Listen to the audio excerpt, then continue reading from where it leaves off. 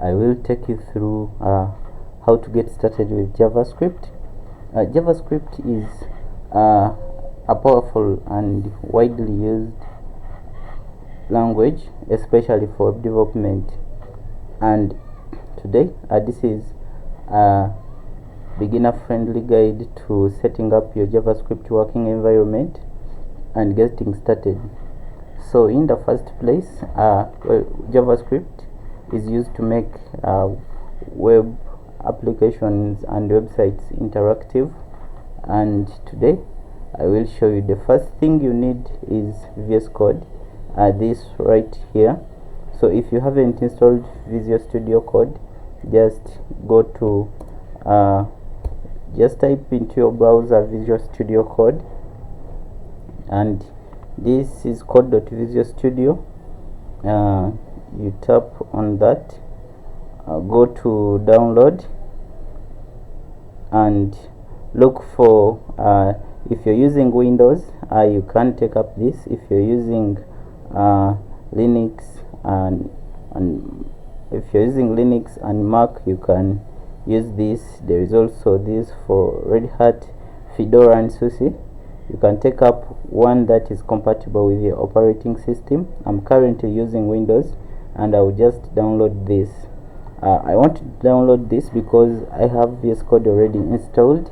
The next thing will be installing VS Code, and the other thing is, after installing your Visual Studio Code, head right here and you get what we call a Node.js. Well, JavaScript can run in the browser, but having Node.js lets us run JavaScript code from the terminal, and that's what we need. So, and just type Node.js in your browser.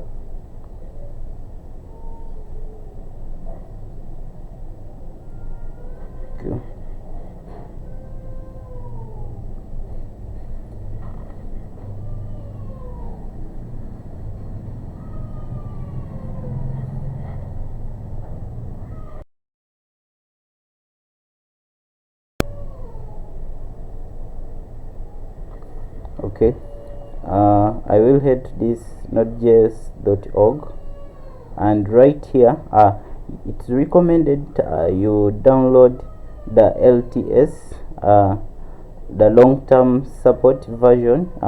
This is the recommended one. Don't download other versions because upper versions are still under test and may disturb you during use. So it's recommended you take up this LTS, that's the long-term support version, and then install and just run it. And the other thing to install, after installing Node.js, just to make sure you've installed it is properly installed, just open your terminal. I recommend using bash. So after installing Node.js, head to bash. Install git bash. We shall shift from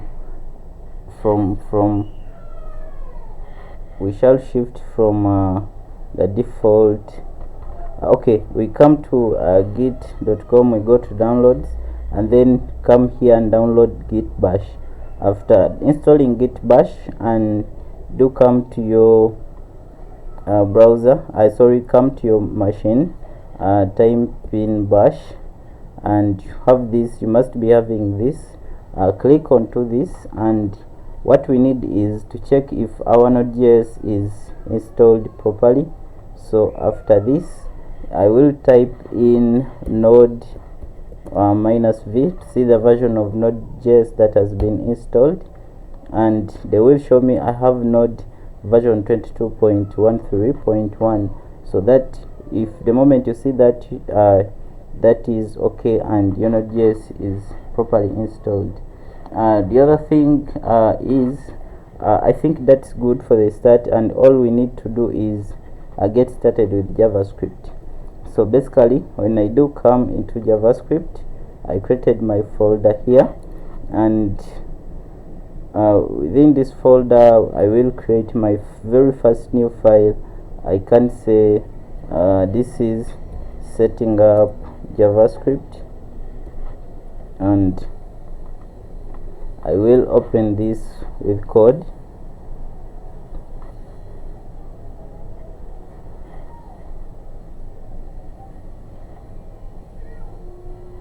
Okay,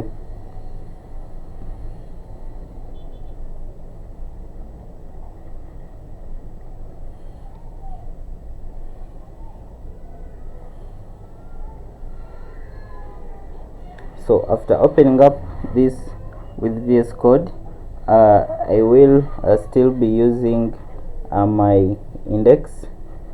I will say index.html. We shall be writing HTML with JavaScript, and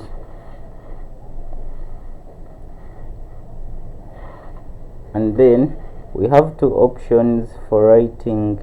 We have two options that we shall be using to write our JavaScript, and one is writing JavaScript from within our HTML. And what we do is we embed a script. We embed a script at the bottom, and we say this is a script. We close this, and we always write our JavaScript from within this script. Alternatively, we can write our JavaScript in a different file. We can name it maybe this is script.js, and inside our script we can write JavaScript right here, and we can alternatively just use this script down, and we can import our script. We say source, and we can import this is script.js, and we shall be fetching our JavaScript right into our HTML from here like this. Then all we need is to install a helpful VS Code extensions, and one thing we do have is live server. When you do come on the right, you have this extensions icon. Look for live server, because we shall be using live server, and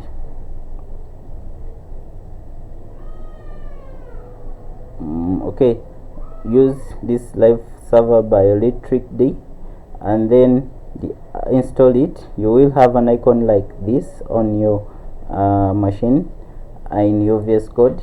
And the other thing to install is ESLint, that is for catching JS errors and formatting issues.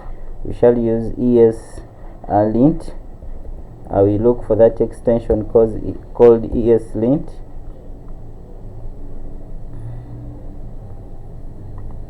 Okay, we do have this. Okay, we can take up this, and we have a lot here, but then I think we have to take up this ESLint extension by Microsoft. We have, I think we have it should be ES6. Yeah, should be ES6.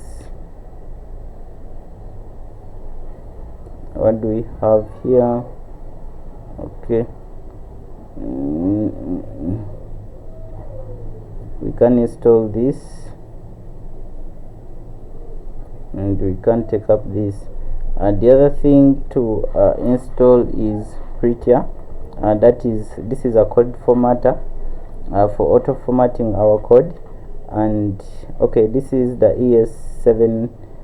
This is what I was talking about. Okay, React Native Syntax, React Redux. So we need this, and then we need Prettier, and Prettier is here. It's a code formatter. We can also install this. After installing all this, then we can now begin writing our code, and